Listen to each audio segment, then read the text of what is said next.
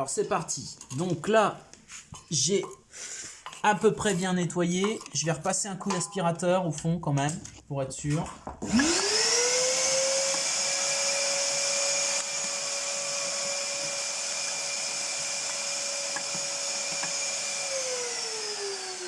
Voilà.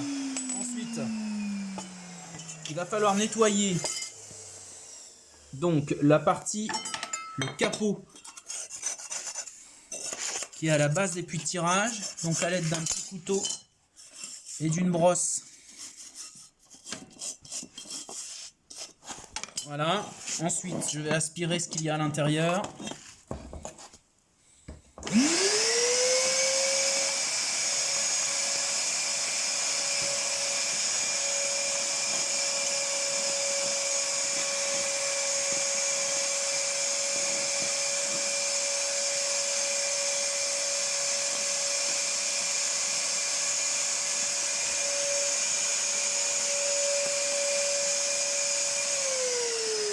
Voilà. Donc on va procéder à la remise en place de l'ensemble. Donc c'est parti. Je prends la vis.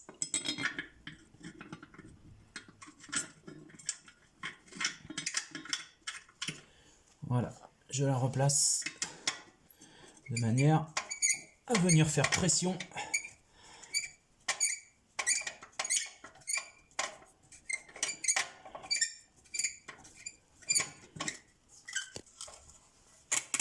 Et obturer ainsi correctement la base des puits de tirage. Je repasse un petit coup d'aspirateur.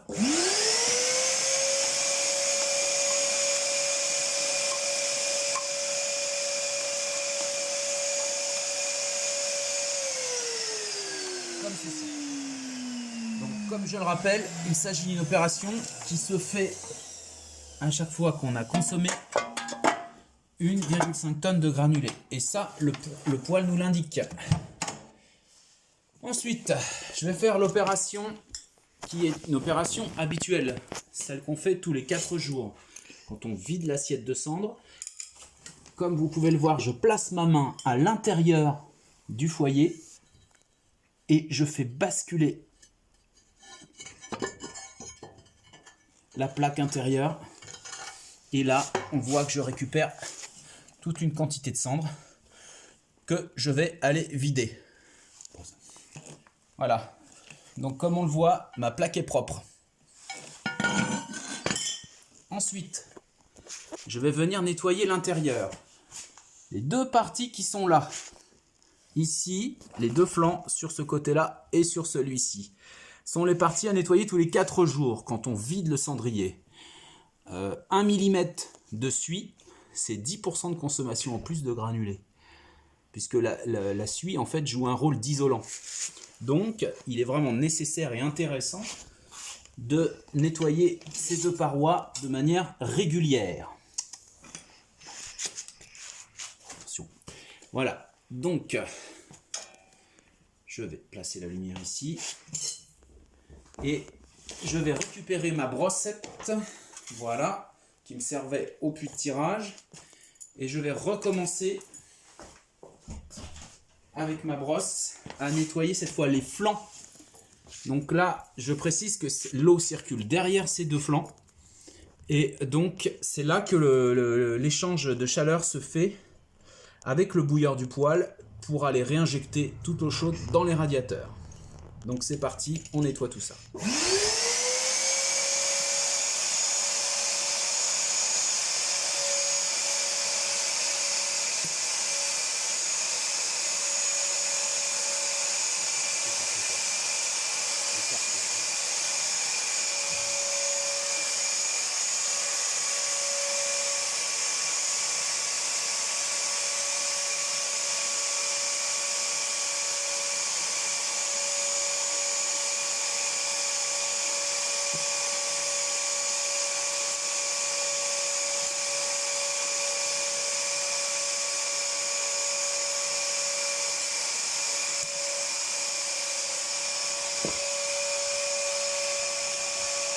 Ensuite, je viens aspirer tout l'intérieur.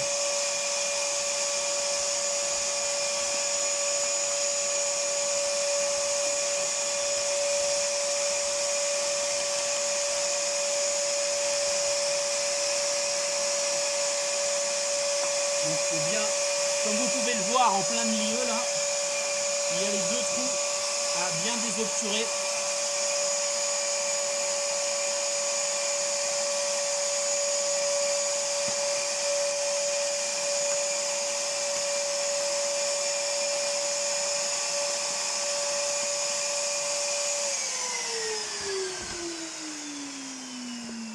Comme ceci. Voilà, donc les deux trous sont bien désobturés, l'intérieur a été nettoyé, ça a été griffé. Juste, je redonne un petit coup au fond. La paroi du fond, en général, je lui donne un petit coup de couteau à plâtre, hein, tout simplement. Afin d'éliminer toutes les poussières.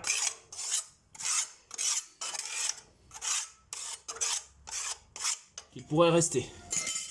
Je repasse un petit coup d'aspirateur.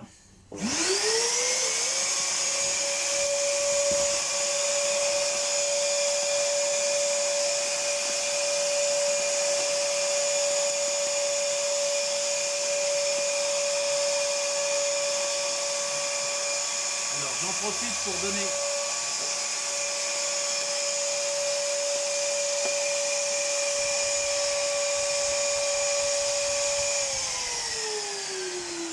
Alors maintenant on va parler de la vitre du poêle. Pour la vitre, j'ai laissé avec les accessoires un petit pinceau. Donc je ne vais pas venir brosser, rayer la vitre. Donc je me sers de ce pinceau. Quand c'est vraiment bien sale, un chiffon humide. Et ça va me suffire à me faire une vitre toute nette. Un petit coup d'aspirateur tout autour.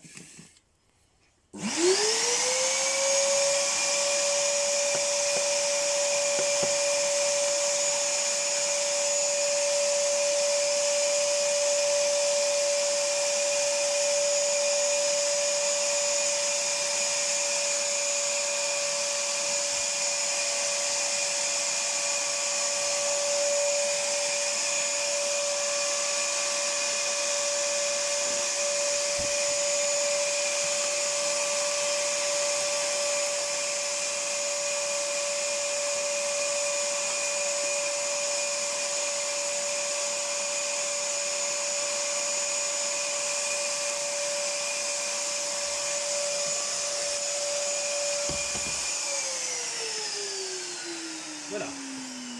Donc là, on voit que ma vitre est encore sale.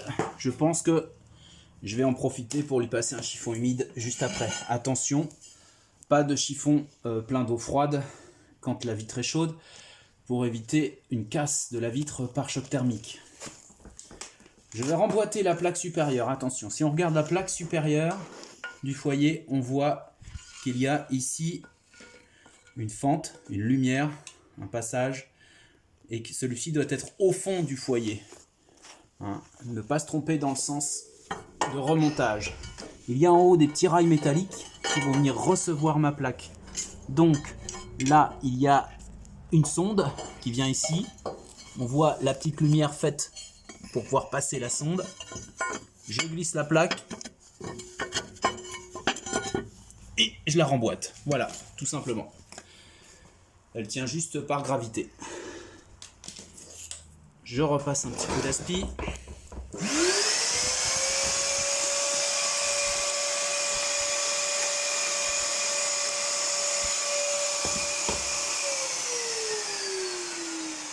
Voilà.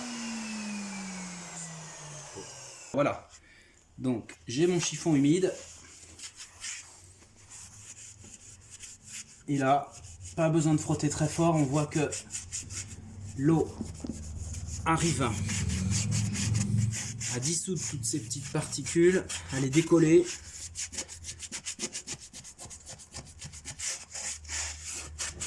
Ça, c'est pour récupérer une vitre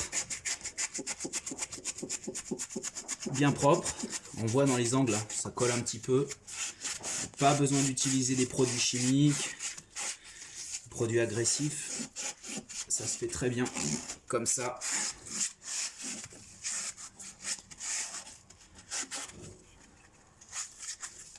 Voilà. Je pense que à chaque fois un petit bout de chiffon et à mon avis, il est bon à acheter.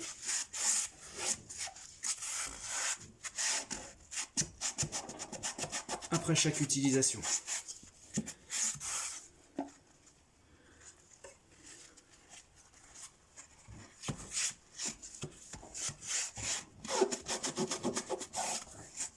Et voilà pour la vitre. On recommence. Alors, donc là, j'ai remis le cendrier. J'ai donc toutes les conditions pour refermer la porte. La partie inférieure des puits de tirage a été remontée, revissée. Là, j'ai bien refixé ma plaque supérieure au foyer. Enfin, je l'ai replacée plutôt. Ici, il y a l'interrupteur. Très important cet interrupteur. Si la porte est mal fermée, le poêle ne refonctionnera pas. C'est une sécurité. Donc, je viens, et là on le voit ici, placer ma clé dans le trou. Et là, on a entendu que l'interrupteur a fait un clic. Donc, c'est bon, tout est prêt à refonctionner. Il me faut, pareil, nettoyer mes deux plaques de chamotte. Comme ceci. Un petit coup d'aspirateur, un petit coup de brosse.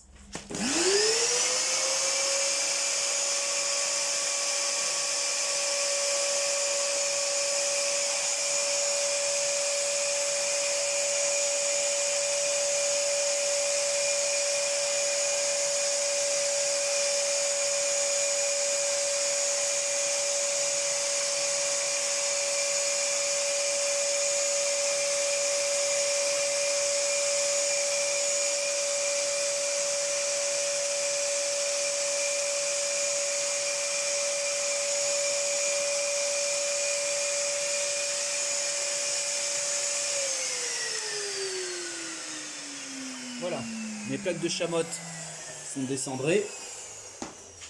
Je vais donc les replacer.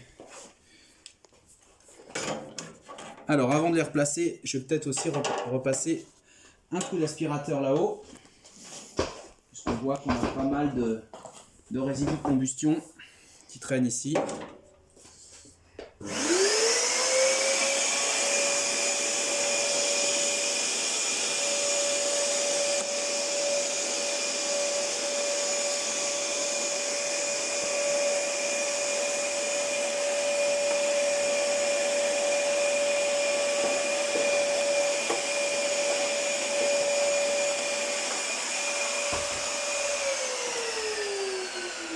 Précision. La petite tige qu'on voyait à l'intérieur du foyer, c'est ça. Ça, c'est un capteur de température. Il vient plonger dans un fourreau. Ici, on voit un purgeur. Donc, il peut arriver quand on remet en eau, quand on fait de la pointe d'eau, ou quand il y a un petit problème de circulation, d'embouage dans le circuit, qu'on a comme un bruit de marée dans le poêle, c'est qu'il faut le purger.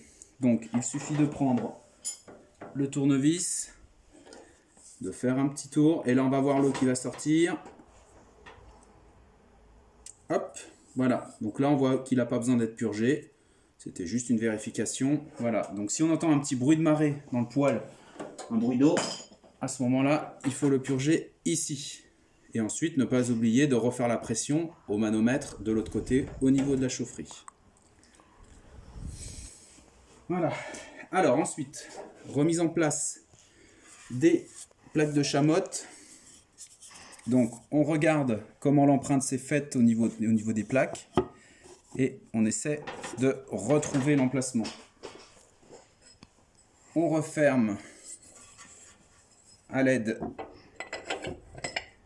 des capots supérieurs qui servent de presse.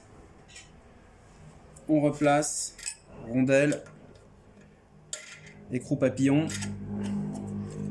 et on serre vigoureusement pour que l'empreinte de la chamotte se fasse bien et ainsi assurer une bonne étanchéité à l'air à l'intérieur des puits de tirage. Même chose pour le deuxième. La chamotte, je vois qu'il y a une empreinte sur ma chamotte. Je cherche à me replacer par rapport à cette empreinte. Voilà. Voilà, là j'ai retrouvé l'emplacement. Donc, j'encastre au fond mon couvercle. Je viens le déposer comme ceci. La rondelle, le papillon. Donc ça, je le rappelle, pour cette partie supérieure, c'est tous les 1,5 tonne de consommation quand le poêle indique SER comme service. Voilà. Il y a d'ailleurs une manipulation à faire au niveau de la porte. Elle est décrite dans le mode d'emploi pour annuler le message de service une fois que l'opération de maintenance a été faite. Donc là, il faut se référer au mode d'emploi du poêle. De mémoire, c'est ouvrir la porte, appuyer sur on une fois. Il faut bien vérifier tout ça. Voilà. Donc là, j'ai refermé les puits de tirage. Je n'ai plus rien à faire sur cette partie supérieure. Je vais pouvoir replacer le capot comme ceci. Donc j'engage bien les 2 languettes dans les fentes et je bascule l'ensemble. Voilà, comme ceci. Dans la vidéo qui suivra, nous nettoierons les pales de l'hélice qui sert à injecter l'air à l'intérieur du foyer pour assurer la bonne combustion des granulés. Cette opération doit être faite 1 fois par an. Donc très important d'aller nettoyer les hélices de la soufflerie. Voilà.